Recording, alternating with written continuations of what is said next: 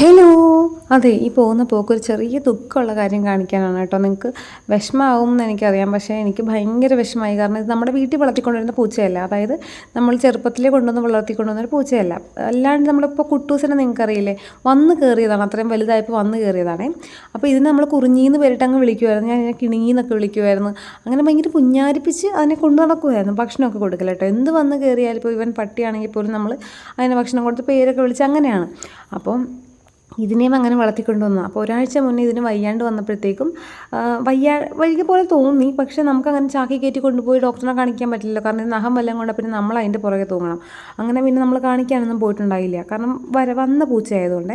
ഇതുപോലെ ബേബി ആയിരിക്കുന്ന സമയത്ത് നമുക്ക് കിട്ടിയതാണെന്നുണ്ടെങ്കിൽ നമുക്ക് ഇഞ്ചക്ഷനൊക്കെ എടുത്ത് വളരെ സേഫായിട്ട് കൊണ്ടു നടക്കാം, അങ്ങനെ ചെയ്യാം. പക്ഷേ ഇതങ്ങനെ അല്ലാത്തത് കൊണ്ട് നമ്മൾ വയ്യാഴിക വന്നെങ്കിലും അങ്ങനെ ഇതാക്കിയില്ല. ഭക്ഷണമൊക്കെ കൊടുക്കുന്നുണ്ടെങ്കിലും പുള്ളിക്കാരി ഓൾറെഡി ഇച്ചിരിച്ച് ഡള്ളായി വരുന്നുണ്ടായിരുന്നു. നമുക്കത് ശ്രദ്ധിക്കാനും പറ്റില്ല. കാരണം 2-3 ദിവസം മുന്നേ നമുക്കൊരു മരണം ഉണ്ടായി. അതായത് നമ്മുടെ ഹരിക്കുട്ടൻ കോച്ചിൻ്റെ അച്ഛൻ മരിച്ചുപോയി. അപ്പം നമ്മൾ ഫുള്ളായിട്ട് അവിടെ എല്ലാവരും, അച്ഛനും അമ്മച്ചിക്ക് ഇപ്പോൾ അവിടെ തന്നെയാണ്, ഞങ്ങളെല്ലാവരും അവിടെയായിരുന്നു.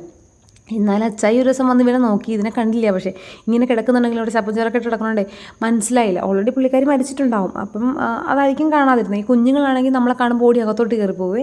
അപ്പോൾ അച്ചായി ഓർത്തു പൂച്ച ഇല്ല എന്ന് തന്നെ വിചാരിച്ചിട്ട് അച്ചായി പോന്നു. ഇന്നാണ് ഇതിപ്പോൾ ഞാൻ കാണുന്നത്.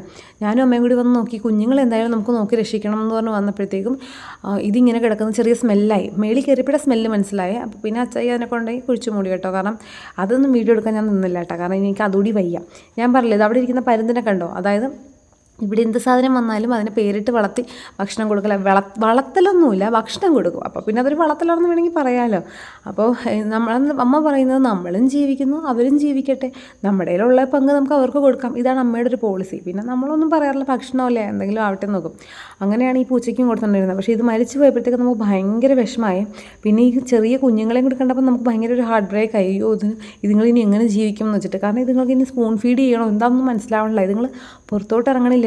അങ്ങനെ പാല് കൊണ്ടുപോയി വെച്ച് കഴിഞ്ഞപ്പോൾ നൈസായിട്ട് ഇവന്മാർ പുറത്തോട്ട് വരാൻ തുടങ്ങിയിട്ടാ. കാരണം 3 ദിവസമായിട്ട് നിങ്ങളൊന്നും കഴിച്ചിട്ടില്ല എന്ന് ഓർക്കണേ. നാളെ ഇനിയിപ്പോൾ ബിസ്ക്കറ്റും ബ്രെഡും ഒക്കെ കൊണ്ടുവരണമെന്ന് പറഞ്ഞിട്ടാണ് ഇരിക്കുന്നത്. ഇന്നിപ്പോൾ ഇവർക്ക് ഈ പാല് തന്നെ ധാരാളമായിരിക്കും. കാരണം അത്യാവശ്യം പാല് ഞാൻ കൊടുത്തിട്ടുണ്ട്, അത് കുടിച്ചോളും. പിന്നെ ഇനിയിപ്പോൾ എന്താ ചെയ്യാം, ഇതിൻ്റെ അമ്മ ഇനിയിപ്പോൾ എൻ്റെ അമ്മ ഇതിൻ്റെ അമ്മയാവും. ഞങ്ങൾ ഇതിനങ്ങ് അഡോപ്റ്റ് ചെയ്യുകയാണ്, വേറെ വഴിയില്ല. കണ്ണനാണെങ്കിൽ തിരി താല്പര്യമില്ല കേട്ടോ. കാരണം ഇതുങ്ങൾക്ക് എന്തെങ്കിലും വന്നു കഴിഞ്ഞാൽ അലമുറയിട്ട് കരയും. ആ കരച്ചിൽ കാണാൻ കഴിയാത്തത് കൊണ്ട് കണ്ണൻ എടുക്കണ്ടെന്നാണ് പറഞ്ഞത്. പക്ഷേ എനിക്കും അമ്മയ്ക്കും ഒന്നും ഇതിൻ്റെ ദയനീയാവസ്ഥ കണ്ടില്ല. അമ്മയുടെ കണ്ടില്ലേ ദയനീയാവസ്ഥ കണ്ടിട്ട് എടുക്കാതിരിക്കാൻ പറ്റില്ല. നൈസായിട്ട് ഇനിയിപ്പം നാളെയോ മറ്റന്നാളോ താഴത്തോട്ട് വീട്ടിലോട്ട് കൊണ്ടുവരാമെന്നുള്ള പരിപാടിയിലാണ് ഇരിക്കുന്നത്. പിന്നെ പാലിങ്ങനെ കൊണ്ടുപോയി വെക്കാം എന്നൊക്കെ വിചാരിച്ചിരിക്കുവാണ്. അപ്പോൾ ഇനി ഇതിൻ്റെ ബാക്കി വിശേഷമൊക്കെ ആയിട്ട് ഞാൻ വരാം കേട്ടോ. നെക്സ്റ്റ് വീഡിയോ ആയിട്ട് കാണുന്നവരെ ബൈ ബൈ.